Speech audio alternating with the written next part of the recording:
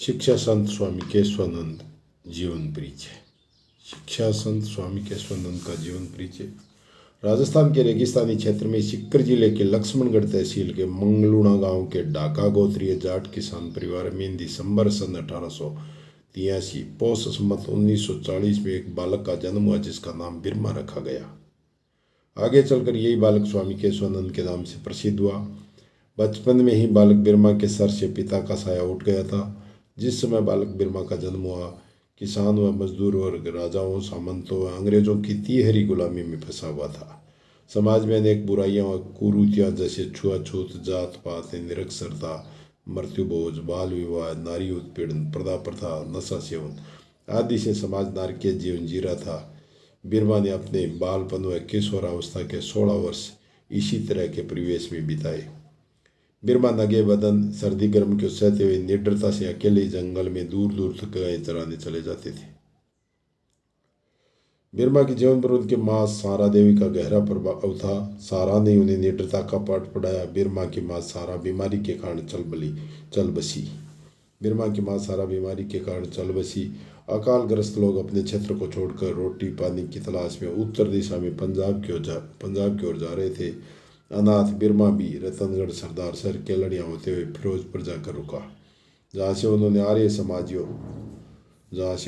समाजियों ने अनाथालय में भेज दिया। यहाँ उन्हें खाना व शिक्षा दोनों मिले। वहीं से बिरमा की पढ़ाई शुरू हुई, यानी 16 वर्ष बाद।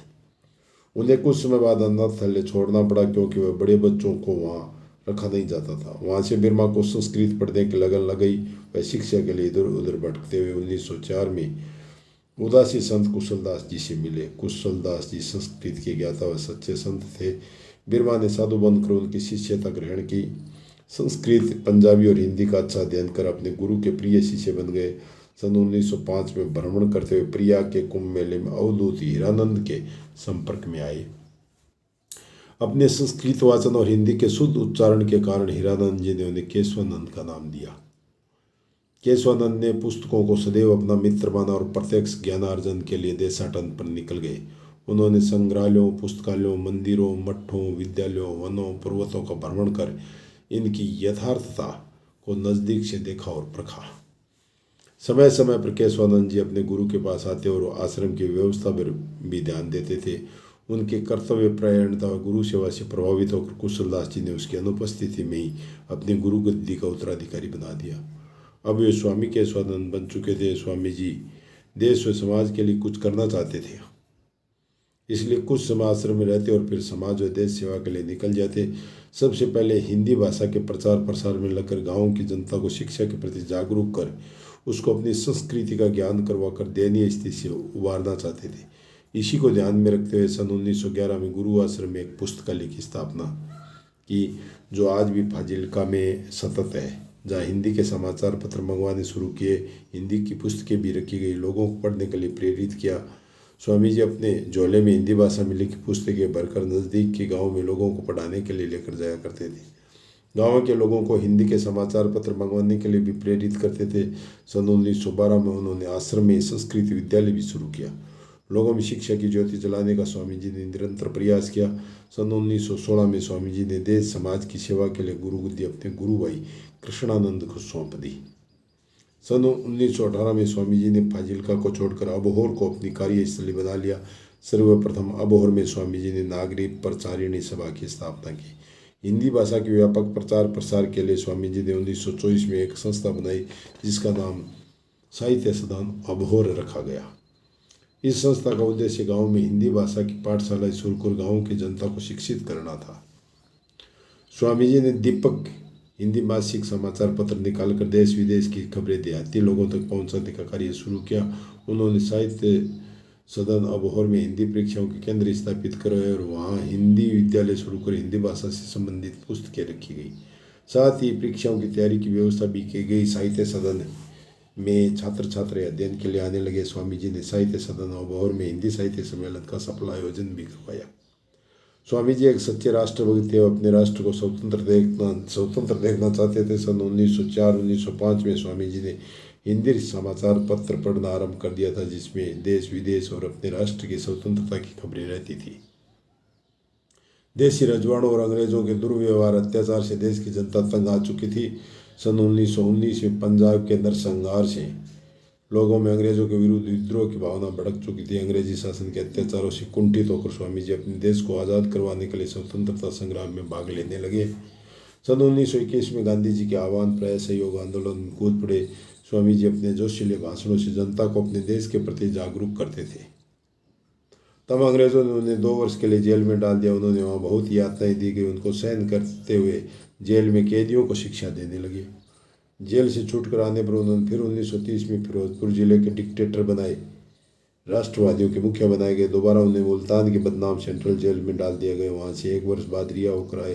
जेल में रहते हुए उन्होंने अनुभव किया कि जब तक गांव के लोगों को शिक्षित कर उन्हें स्वराज्य का ज्ञान नहीं कराया जाता, तब तक लोगों में देश प्रेम का भाव नहीं जाग सकता। इसी को ध्यान में रखते हुए स्वामी जी गाँव में शिक्षा की ज्योति जगाने के लिए निकल गए हुए अपने लक्ष्य में कामयाब भी हुए।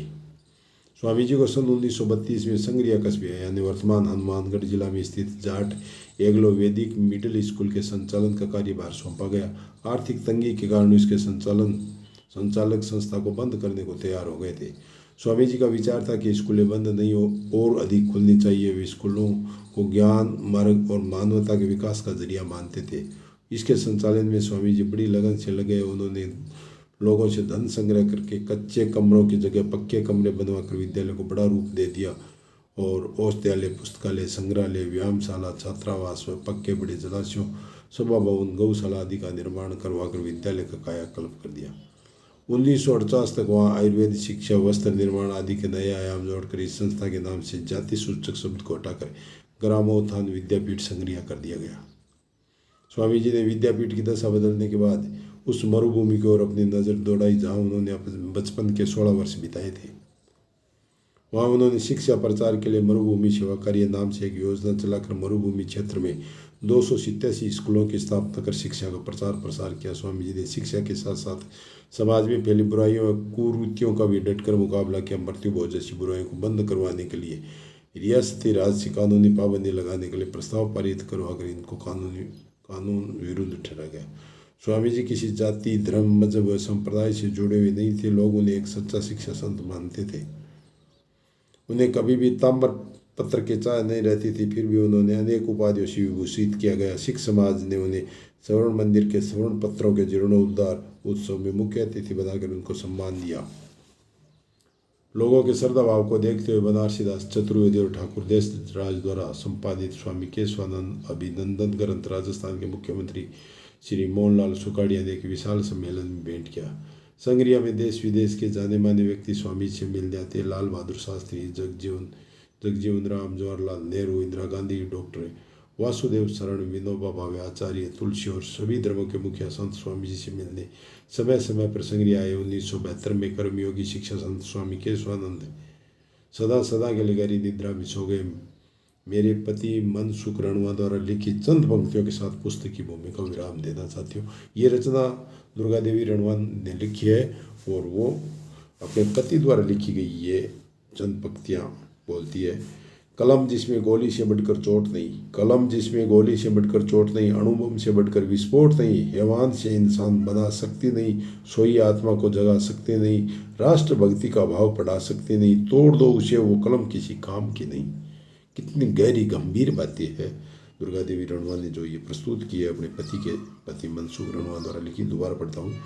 कलम जिसमें गोली से बढ़कर चोट नहीं, अणुबम से बढ़कर विस्फोट नहीं, हैवान से इंसान बना सकती नहीं, सोई आत्मा को जगा सकती नहीं, राष्ट्रभक्ति का पाठ पढ़ा सकते नहीं, तोड़ दो उसे वो कलम किसी काम की नहीं। कलम का अर्थ यहाँ शिक्षा से है। दोस्तों जय हिंद, जय भारत। यदि आपको जानकारी अच्छी लगे तो वीडियो को ज़्यादा से ज़्यादा शेयर करिए, चैनल को सब्सक्राइब करिए। जय हिंद, जय भारत।